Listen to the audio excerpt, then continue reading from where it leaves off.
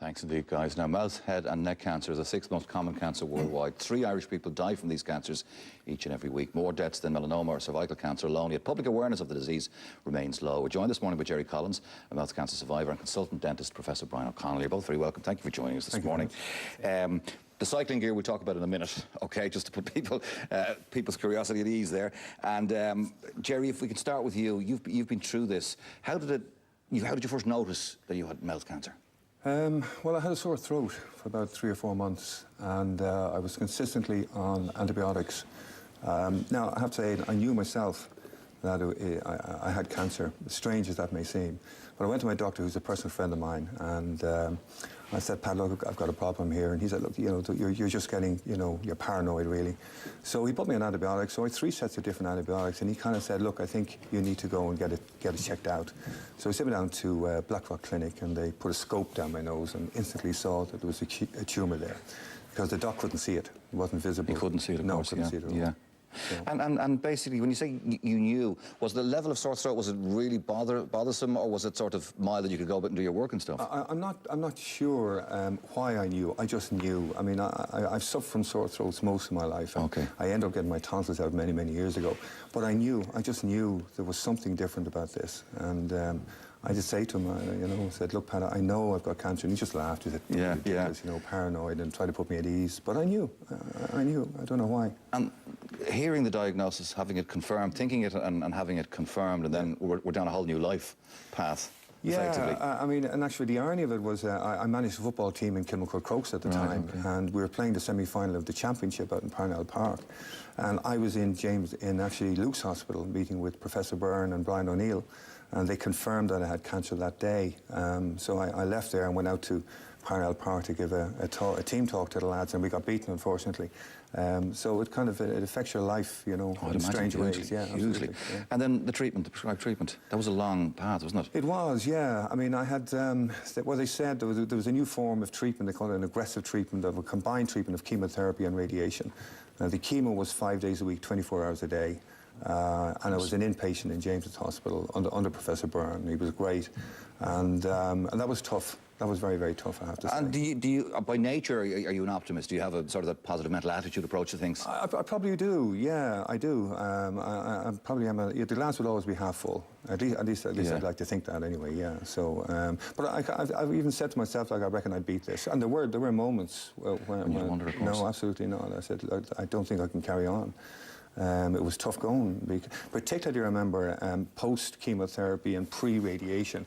I had to go to the dental hospital to get some teeth taken out, which is part of the process.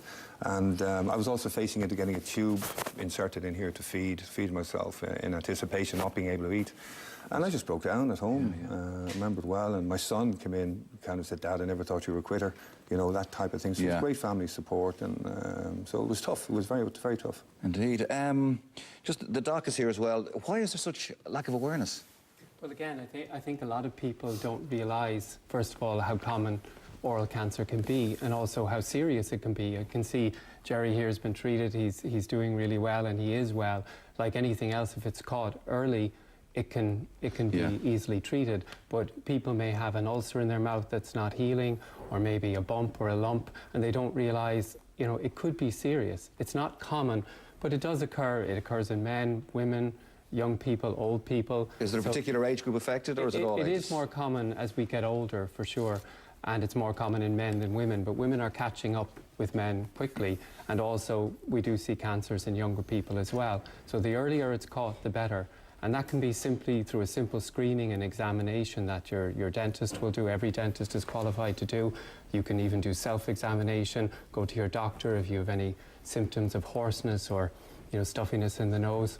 Get it checked out, and the sooner the better. Brian, would you have been, sorry Gerry, would you have been a regular visit to your dentist visitor? Would you have gone once a year, twice a year? Oh, yeah, just typical, yeah. And it wasn't picked up there either? No, well, you couldn't. They couldn't see anything. My tumour was kind of way down here at the base of the tongue. It required a scope to be able to see it, so you couldn't tell. We're just going to pop some of the symptoms there on screen, because the last thing, obviously, people watching with a sore throat don't panic everyone. Yeah. So talk us through some of the symptoms that we have here. Well, as I say, you know, again, bear in mind that oral cancer, whereas we see a few hundred cases a year a year in Ireland. It's not something you're going to see every day of the week. But if you have an ulcer like this on your lip, perhaps, or inside your mouth that's not healing, and that's there for several weeks, and it's not getting better, any sort of a lump, maybe difficulty swallowing, difficulty, chewing, that's something you should get checked out. All right, and this numbness then of the tongue, or maybe even the face, yes. How long does that last for? Or, I mean, if you get a ripple down your face, is that something to panic about? No, that's not something to be panic about. But if you feel, and like Gerry said, it's almost something you probably would be aware of as being different. It would be different to anything you'd experience normally. But if you have numbness on the outside or the inside of your mouth, you should have that checked out. All right. And then examining yourself, probably the quickest procedure, not necessarily the best procedure, but it'll give you a head start, or it should, if you need to go to your doctor or your dentist after that. How do you do that? What are you watching out for? In front of your bathroom mirror with some good light, have a look inside your mouth, see if there's any white or rough patches on your cheeks, on your tongue, underneath your tongue.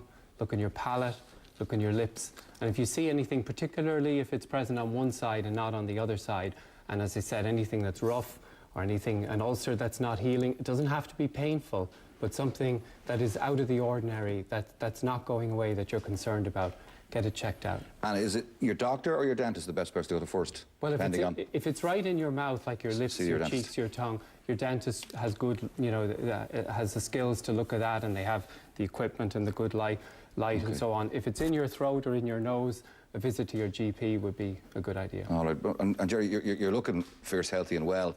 Is life getting back to normal now in the sense of business and work and sport? Yeah, well, the big issue for me was, like, I'm a self-employed recruitment consultant, so I needed to be able to communicate and deal with people. My big concern was having a dry mouth. And I do, and that's one of the side effects, and so I constantly have to take water on a regular basis. But that's a small price to pay for being cured, as it were. It's certainly in remission at the minute. I'm looking forward to a full and healthy life. And regular checkups, I suppose, are the key. Absolutely. Well, I keep fit. Yeah. I keep fit. Okay. The cycle. Talk to me about the cycle. You're in your Speaking attire. of keeping fit, yes, we're in our attire. John Hammond at the dental hospital started a group about a year ago, call ourselves the Molar Rollers, and nice. we are cycling to London from Dublin in 2 weeks' time to raise money for cancer awareness. So 33 cyclists and 4 support staff, friends and employees of the dental hospital are cycling to London, raising money to support patients and support mouth cancer awareness. Now, is everybody tuned up and ready to go, or will all 33 cross the finishing line? Been working hard. I expect all 33 will, even if they have to be pushed, they will cross the finish line. Well, look, best of luck for that. We put details of your website up on screen there a second ago. Thanks for joining us this morning. Thanks indeed. Thank you very much, David. All right, still to come, we'll be meeting a children's book club who've read everything from Little Women to Artemis Fowl over the past year. And at 9:45, we'll be taking you through some celebrity-inspired Deb's dresses to make sure you look the belle of the ball. Let's take the 9:30 headlines now. Here's Siobhan.